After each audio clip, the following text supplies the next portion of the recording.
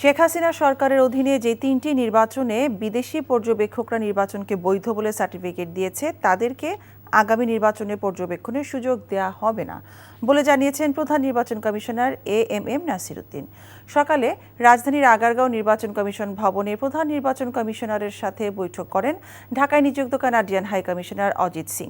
বৈঠক শেষে প্রধান নির্বাচন কমিশনার বলেন, আগামী জাতীয় সংসদ নির্বাচনের প্রস্তুতির বিষয়ে জানতে চেয়েছেন কানাডিয়ান হাই কমিশনার। বাংলাদেশে অবাধ এবং সুষ্ঠু নির্বাচন দেখতে চায় কানাডা। পর্যবেক্ষক সহ নির্বাচনী কর্মকর্তাদের প্রশিক্ষণ বিষয়ে কানাডায় সহায়তা চেয়েছে নির্বাচন কমিশন। পরে ব্রিফিংয়ে বৈঠকের তথ্য জানান সিইসি।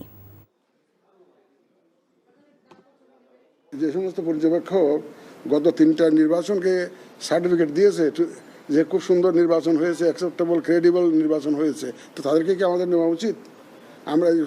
আমরা নিব, দেখে শুনে নিব, যারা ডিপেন্ডেবল, রিলায়েবল এবং যাদের এক্সপিরিয়েন্স আছে।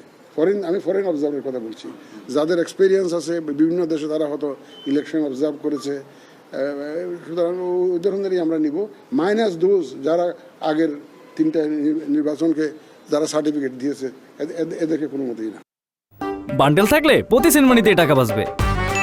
বিকাশ সেনমানি বান্ডেল কিনে জিতুন প্রতি লেনদেনে।